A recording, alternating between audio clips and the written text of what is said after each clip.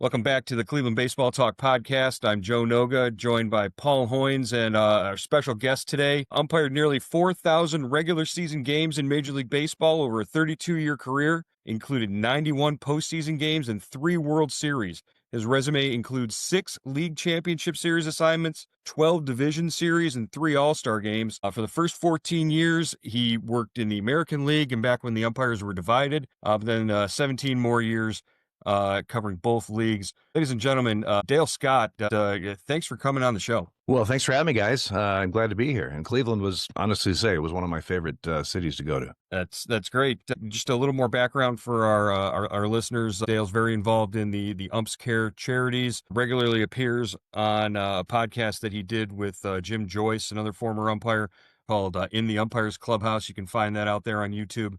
And all other platforms talking about umpiring in baseball. And in 2022, he published his memoir, The Umpire is Out, Calling the Game and Living My True Self, co-written with Rob Nair. So welcome to our little corner of the podcast universe, Dale. It's great to have you here. But one of the reasons why we brought you in is to talk a little bit about Jack Efta, who recently passed away. He was the longtime umpires room manager at Progressive Field. Just tell us a little bit about your relationship with Jack. Yeah, Jack. Every umpire clubhouse in every team, every stadium, we have an attendant that takes care of They do our laundry. They have food before and after the game. They help us out so we can just focus on what we have to focus on as far as the games go. And actually, Jack's dad, John, was the umpire clubhouse attendant. I had him at the old municipal stadium, and then when we moved, when the Indians moved to the new park, Jack took over, and that's the only an EFTA as far as in my whole career was the Cleveland umpire guy. And his dad John was a sweet man and a really nice man. And Jack was one of a kind for sure. Jack was a type of guy that very how do you say it, very compartmentalized, right? I mean, when you walked into the umpire clubhouse in Cleveland, you knew exactly where everything was. It was labeled and everything, and there was no guessing game there. And it wasn't a huge locker room, so he used all the space that he had, to get everything in there. But Jack, one thing I remember about Jack is his passion for Cleveland, for sure. But Penn State was his school. So, he lived and breathed the Penn State athletics. He was passionate about, of course, like I said, Cleveland and the Indians, when that was going on. Of course, they had such great success in the 90s and selling out every year for however many years that was. In that new ballpark, which I love that new ball. It's not new now, but, it was. Yeah, but you know what? It still is, stands the test of time. I think they just did the lines on it and everything. I've always thought they did a really good job with that ballpark, and I loved our room because it was right behind home plate. It was basically away from anybody, and we would enter and exit the field just right there. We had our own. We didn't have to go through any dugouts or down any tunnels or anything like that, which was always nice. Just a side note, too, by Municipal Stadium, in 1992, I had my longest played job ever. It was their home opener against Boston. We went 6.5 hours, 19 innings in that game. And I'll never forget that because you had about 80,000 people, home opener, and by the time it finished, there was about 12, I think, had stayed for the 6.5 hours. Jack was just an interesting guy. I loved, a lot of times I stayed, there were several years in the 90s, late 90s. A lot of times the crew I was working with, they stayed out by the airport. They were golfing every morning and stuff. And I stayed downtown. And so I'd walk over to the ballpark. And a lot of times I'd get there, several minutes earlier than the rest of the crew. And Jack and I would just sit and BS and talk about whatever we were talking about. Really got to know him that way. He was also... He loved woodworking, and he would a lot of the stuff in our clubhouse he has made, and that kind of stuff. And I remember one year I was at home in Portland, Oregon, and in the mail comes a package from Jack, and well, what is this? Open it up. He had made it said Oregon Ducks, and it was like a key holder, where you could put it on the wall and put your keys on and that kind of stuff. And He said, he knew he said, I wanted to make you something. He wasn't sure, but he said, but whatever I made, if it said Oregon Ducks, I'm sure you would like it. So I said, you know me well, Jack. So I still have that in Portland where when I see that, it reminds me of him.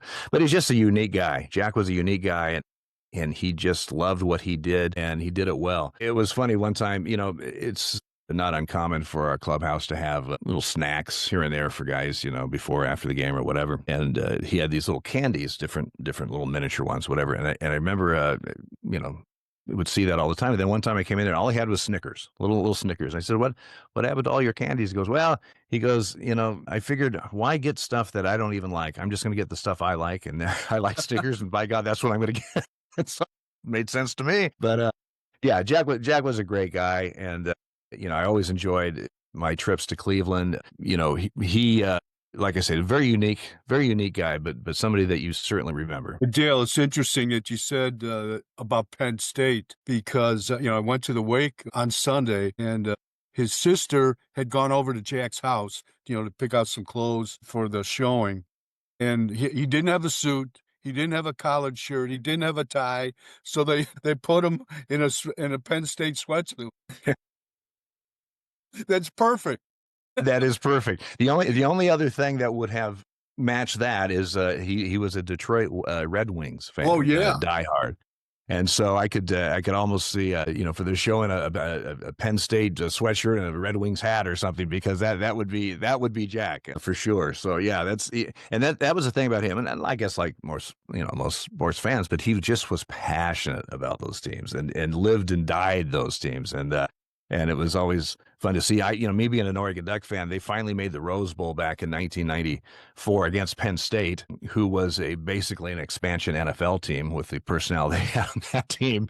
And my brother and I went to for years growing up as Duck fans, we just said, my brother's 4 years younger than me. We used to say, just in our lifetime, one time, please, just the Rose Bowl, one time. We can make it one time. And we did. And then we came up against this juggernaut of, the Nittany Lions that were just, Oregon took the kickoff, got a couple first downs, had to punt. First, it was a touchback, first play, 80 yards, touchdown. Okay, so that was fun.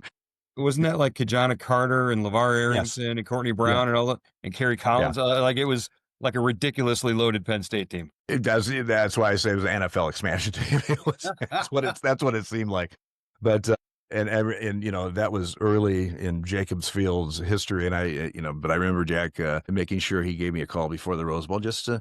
I hope you guys, play well, but it was almost one of those like, bless your heart, you're in the Rose Bowl. Well, and I want to wrap up our conversation about Jack just by saying, I hope people understand what a guy like Jack and the services that he provided to the umpires just meant to the fabric of the game of baseball and how important he was. It's unbelievable. I mean, you have these unsung heroes in both locker rooms and then in the umpires room, that they keep the engine, they keep the train running. You see the stars and rightfully so, and they do their thing and they're unbelievable. But to keep that thing on the tracks and everything, you've got a lot of people in the background that work at the stadiums and, load and unload when the team comes back from a road trip and laundry. I mean, they do all that stuff that's not so glamorous, but by gosh, it needs to be done, right? So you're absolutely right. Jack filled that role for umpires, and there's many others that fill it for both the visiting and home teams in every stadium, and they're very important. So you talked about the convenience of when you were umpiring at Progressive Field, the umpires room was behind home plate. Well, they've undergone some expansions and some renovations, and now they've moved to that umpires room a little bit further down the tunnel. It's on the visitor's side now, and not as convenient maybe for you to get to. That's what I've heard. Yeah, that's a big change coming, or that you would experience. But another big change coming in baseball is the automated ball strike system, and we're curious to hear from an umpire's perspective. Is there pushback about this, or is this something that the umpires have sort of bought into now, and they see it coming, and it's just going to be an inevitability? What's the feeling among umpires with this new system coming in? Well, it's kind of evolved like, you can't fight City Hall type thing.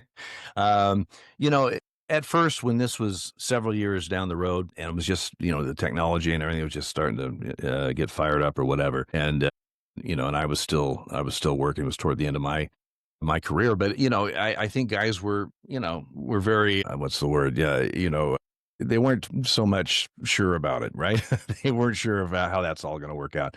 It was kind of like replay. When replay started up, for the most part, we knew that we needed it. And the reason why, I always tell this story, but we were in Philadelphia one day. There was a question of a hit. Was it a home run? Did it hit up, above the fence and come, because the ball came back and play, but did it hit, was it a home run or did it hit the top of the wall? It happens, obviously very quickly. You got one shot at it. I'm the crew chief and we didn't have replay then. And I get the guys to get together, consultation. Now, you have to understand that both teams have seen the replay. They have monitors up their tunnels, so they know what's going on. The fans in the concourse and everything, they've seen the replays. They know what's going on. Everybody at home watching on television, they know what's going on. And the four guys that have to make the decision has no access to replay. And I get the three other guys together, and I say, "What do you got?" I wasn't sure. What you got? I had a home run. What do you have? I thought I hit the wall. I go, "Okay, all right." So I'm sitting there thinking, we got to come up with something, right? And I thought it had hit the wall, but was convinced that it didn't, and it was a home run, and we were wrong. But the problem is that that right there kind of says, okay, what's wrong with this picture? You got the four guys that need to make that decision, or the only four guys in the universe that haven't seen the replay and won't see a replay until after the game's over, right? So that doesn't make any sense. The other thing is, with technology nowadays, people are sitting home with 85-inch screens with a zillion pixels and you have super slow-mo and everything else. Umpires, we're pretty good, but I don't think we'll ever beat technology, right? And technology changes and gets better, it seems, seemingly every week, right? So when replay came along, we were pretty much in favor of it. However, we weren't quite sure what kind of a slippery slope this was going to be and how that was all going to play out. One thing I did say when I was asked about replay when it was coming, I said, if you think this is going to now there will be no arguments and no controversy in baseball, you better think again, right? Because how many times have you seen one angle this, one angle that? I remember one time when we first had replay, there was a play at the plate. The camera angle was perfect for the play, except the pitcher was backing up and got right in the line of the camera right when we needed to see what happened. Things happen, right? And so it's not going to be 100% perfect, but obviously it's going to correct obvious mistakes, and it's going to help. And we saw in the World Series here, just that seventh game, how unbelievable close that play at the plate, the force out, and that, I mean, it makes sense to have that. Now you advance to the ABS system. And, right now, I think I talked to a lot of guys that are still working, friends of mine, and I've kind of polled them a little bit or just asked, the attitude to it. And in the last few years, I think most of the staff has gone from, not quite sure, not really wanting to deal with that to, what? Let's have at it. Because with the on-screen strike zone, which is one of the worst things that ever happened to umpires, not because it shows they're right or wrong, it's because it's not reliable. It's not 100%, right. But it is gospel to anybody watching it, obviously. So it's gotten to the point where, let's go to this thing. And maybe they'll yell at the machine instead of us. Again, umpires are good. If you look at the 7-game World Series, I mean, we had played umpire. But you're going to have pitches that, you're human. You're trying to call a 3-dimensional strike zone with a ball that's got a lot of movement and a lot of spin and a lot of velocity, and you have a catcher who's moving, you have a hitter that might be there's a lot of things going on in a real short amount of time, and then you have to come up with the correct call. So guys are pretty good at that, and it's a very, very skilled, very tough thing to do, but you're going to make mistakes. I thought Alan Porter was fantastic in Game 6. Unbelievable. He missed 3 calls. That's pretty good. It's pretty good. But what's funny, Joe, is that, I've, like, on social media or whatever, I've said in the past, like, different, I think it was last year, actually, a World Series, but there was a game, and the guy, missed one pitch or something. I said, hey, how about a little credit for, because you always hear about it when they, when there's a miss. And somebody said, yeah, that's fine, but he wasn't perfect. Well, if that's the standard, I guess we lose, right? Because and frankly, neither are the players, because they're human also. No one's perfect. And so I always joked when I talk to groups or something, they say, well, what do you think about Mr. Replay? Or what do you think about this or that? I said, well, humans make mistakes. I said, players make mistakes, managers make mistakes, and umpires. Now, what we're getting to is, now, nobody's trying to make a mistake. And obviously, when an umpire walks on the field for a game, he's not going to think, well, I think I'm going to only try to miss 3 pitches today. I mean, that's not your mindset, right? You're trying to get everything right. But I'd always say, but it's a human game played by humans. So if there's a bases loaded, 1 out, double play ball right to the shortstop, and it goes right through his wickets, right? You don't say, after further review, he usually makes that play, we're going to give him a double play. I mean, we don't do that, do we? Because the guy made an error, right? The thing about umpire errors is situational, right? If I miss a pitch with nobody on in the top of the second of a no-score game, it may not even be talked about. It may not even be on anybody's radar. And I miss that same pitch with the winning run on second in the 9th inning, I'm getting crucified, right? It's the same pitch, it's the same miss, but it's situational. And that's, as an umpire, when you go out there, I always just hoped, if I'd make a mistake, either bases or plate, I just hope it's not in a big situation, because that's when everything's intensified, and that's when you get, just crucified out there. Hey, Dale, I was looking, I saw one in the early part of your career, one of the first managers you ejected was Billy Martin. And I was just wondering how managers' behavior has changed over the years that you saw A lot, actually. When I came into the American League in 1986, we had, in that era, we had Billy Martin. There was Earl Weaver was just winding down his career, but I had him, he retired and then came back 1 year, and I had him that 1 year he came back. You had Dick Williams, who could be one of the most sarcastic guys you ever heard of. It's changed a lot. Nowadays you have a close play, and it's not a guy running out to argue. It's you can see is replay. It has changed. Now you still get arguments. A lot of your ejections nowadays are on pitches or check swings. Stuff that at this point you can't replay, right? And you still get ejections here and there just because, but it has changed a lot. I mean, Billy Martin, that was my 3rd year in the big leagues. And, Billy was a fiery guy, and that ended up, that ejection, which was Memorial Day in 1988, was the last time he was ejected. He came back after a suspension, managed for a few weeks, and then was fired and never managed again. So even though there was a long list of umpires that got him before me, I was the last one. The last one. It wasn't even my call for crying out loud. But that's okay, because, I was the least experienced guy in the crew, and they had a tendency to pick on those guys. I had Sparky Anderson that, he again would use that same model. They all did that same model. The least experienced guy they're going to pick at and see see what he's made of, see if they can intimidate you, and then go from there. But it's changed a lot, because it's much more, hate to say the word, but analytical, right? I mean, everything is now replays, and just the way you manage a baseball game is so much different than that era. So yeah, it's changed a lot, and for the better. I don't know. The thing about replay is sometimes you hear, oh, it's taking too long. Well, okay, they're the same people that were bitching about having replay. We got to have replay. We got to replay. And when we didn't have replay, we had arguments. Now, I would say arguments are much more entertaining than waiting for a yes or no from New York, right? But you still have some kind of a delay. I just think that's maybe a little bit over the top. You can't have it both ways. You either want replay or you don't. If you want replay, you're going to have some kind of a delay. Although, to their credit, the delays are really much, much shorter, because we've streamlined it. We understand it in the operations center in New York, and guys on the field that, we can get that decision out much quicker. The times it's a little bit delays when it's so tough to tell from different angles, or if you're awarding runners or something, that's some type of play where you got to kind of broaden out and see what's going on. But otherwise, I think it's pretty quick. Yeah, the managers now, there's so many catchers that are managers, and the catchers, for the most part, have pretty good relationships with the umpires. Yeah, I know when Stephen Vogt was brought on here in Cleveland, did you ever work games with Stephen Vogt behind the plate as a catcher? What were your impressions of him? Yeah, Stephen was very cerebral, and I mean that in a good way. And Stephen was always, I mean, there is no shock whatsoever when you find out that Stephen was managing, right? Because you saw that, when he was playing. You're exactly right, though, Joe. As far as your relationship with a catcher and umpires, it can be a much, much longer day if you and the catcher don't get along very well.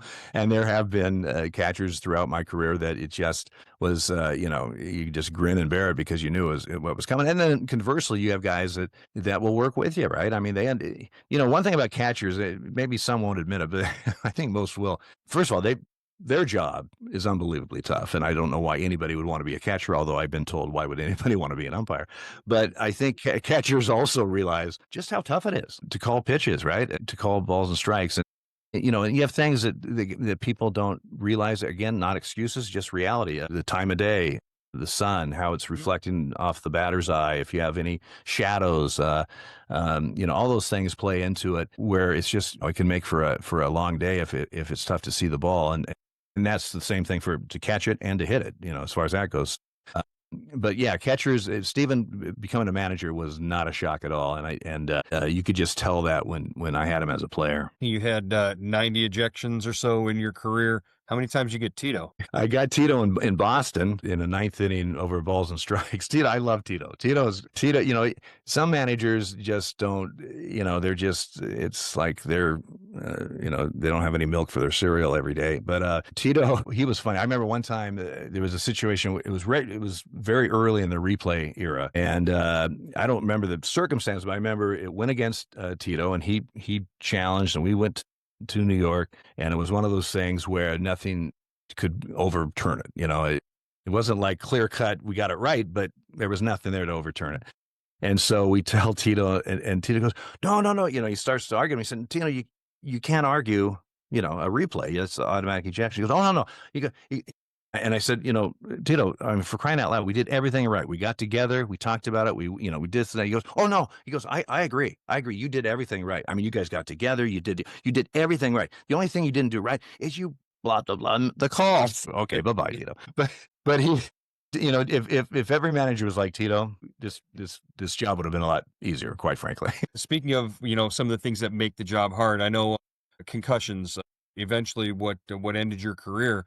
I think in a 4-year span, you had 5 concussions and ended in 2017. We've got Austin Hedges is a catcher here in Cleveland, and he's a great veteran, great leader, and he's had a series of concussions. He's missed time, and just your thoughts on that, and just how difficult it is to have the game taken away from you when it's something you don't really have any control over. Yeah, and it's a real thing. The thing is, though, for years, concussions were almost treated like a joke, right? Oh, you seeing stars? Well, get some dirt on your shoes, kid. You'll be fine. that kind of stuff. Well, then we kind of realized, no, actually, this is doing some damage, right? And of course, the NFL is what really put this thing on, on the fast track. And baseball, to their credit, when they were seeing what was happening with the NFL in the early 2000s and some of the stuff that was happening with their former players and this and that, they got very proactive with that. And their concussion protocol and how they addressed head blows, obviously not just with umpires, but with any player, was accelerated to where they went from kind of get some dirt on your shoes to, hey, this is serious stuff, and we need to make sure we understand it as best we can. And at our meetings every year, when I talk to groups and stuff, I say, hey, don't be a hero. Don't be a hero. If you're concussed, that's bad enough. But if you continue to work and then get another head blow where it's not twice as bad, it's exponentially as bad if you have not recovered from that first one. So we learned that, and we changed almost, it seemed like overnight, how we addressed that. And unfortunately for me, I was in the wrong place at the wrong time. We have in every ballpark, and we get it every year at our meetings, we have it's a color-coded slide type thing where it shows green, blue, red, and green, yellow, blue, and red. And green is the umpire's positioning his head in the slot, and the slot is the area between the batter and the catcher where you're viewing the strike zone. But if you get too far over the catcher, toward the catcher, let's say it's a right-handed hitter, if you get too far to your right and now you're over the catcher, that's the kill zone, up over the catcher. Or if you're being crowded by the catcher and the hitter is moving up and you go all the way to the other side, that's the worst place you can be. Granted, you're seeing the pitch, but you are, like I said, in the kill zone, and you're going, most foul balls, if you are in the green zone, will miss you. Not all. There's no place you can hide where it's, foolproof that you're not going to get hit. I think 4 of my concussions, I think 3 of them I was in the green, 1 of them I was in the yellow. And but if the ball's going to find you if it wants to find you. And the unique one about mine concussions was 3 out of 4 they hit me in the chin. It's a weird angle. A lot of times it'll hit up here, upper part of your mask. It'll glance off. If you see an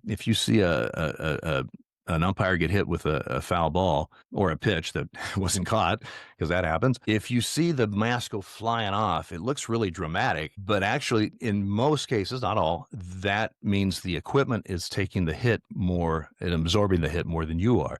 When you see the ball and it just drops, the ball drops, it doesn't fly off or the mask, that means you just absorbed it. You just took it all. And you see the ones I had. The one was a glancing blow that actually hit the catcher and me, but the other ones, it was basically shots in the chin area and the ball just dropped, as did I just took the full effect, and it's not fun. It's not fun. I've learned a lot about concussions. I've learned that each one is different.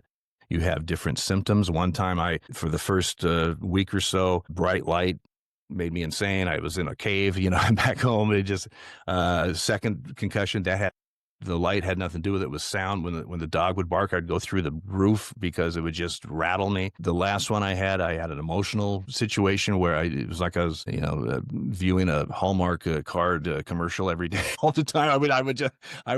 I would get teary eyed, or then I would snap at somebody for no reason. I mean, you're imbalanced. Your brain has been bruised basically, and so I've learned a lot. The other thing is just to add to, there's no slight concussion. You're either concussed or you're not, and the recovery period may be shorter for some and longer for others. But I hate the term, it's just a slight concussion, because there is no slight. If you're concussed, you need to be healed from that before you put yourself in position that it might happen again. Otherwise, you're asking for trouble. It's interesting that you say that each one is unique, because that's the same sort of things, the same sort of language that when we talk to Austin Hedges about these things, he says each one is unique and each recovery plan is different. Right. It's a big important thing that umpires, catchers, basically everybody has to deal with, and it's something to keep our eyes on. Hoynesy, Absolutely. we've got about 4 more minutes here before we wrap up. So Hoynesy, if you got another question for Dale, that we can go with some quick hits here. Dale, what was your best call? Do you have a call that that you got right, that really, when you walked away from the ballpark and you said, I did my job tonight? Well, I was fortunate to have 3 World Series. The middle one I had was 2001, which was a classic. The home team won every game, went 7 games. The Diamondbacks beat Mariano Rivera, came from behind in the bottom of the 9th. That highlight of the game-winning hit was basically an infield fly if the infield was back. I mean, and I'm in that highlight every time because I was the second base umpire. So you just see me every time they show that. But in that series, I had game 3, the first game at Yankee Stadium, on the plate. That was the game that President Bush threw out the first pitch. It was exactly 8 weeks after 9/11. It was 14 miles from the World Trade Center. The country was in shock still. Certainly the city of New York was, and that surrounding area. Very emotional World Series. I think it was in the 4th inning. There was a runner at second for the Yankees, 2 outs. It was a pop-up in front of the plate. Very windy, kind of blistery evening. And Damian Miller was the catcher for the Diamondbacks, and he's trying to get under the ball, and the ball comes down and it goes right by his glove and hits the ground maybe 3 feet fair. The spin on the ball, then it took a right turn basically and went over the first base foul line, and then he picked it up. The question is, did it hit his glove or not? If it hit his glove, that's a fair ball. But if it didn't hit his glove and the first time it was touched, it's a foul ball, even though it traveled quite a ways and had landed, way in fair territory. So anyway, I'm watching this. Damian, it goes by. I don't have it touching the glove, but it's close. I mean, it's really close. And this all happens so quickly, obviously, but through my line of sight, second base umpire was Jimmy Joyce, and he has the same angle I have, albeit farther away, but we're looking at the same angle. And our eyes caught each other for a split second, like we both saw the same thing, right? The ball rolls, he picks it up. I call foul ball. Now, the runner has scored. It was 2 outs, so he's running, right? He's scored, and that was, I think, the tying run or something. And everybody's cheering, and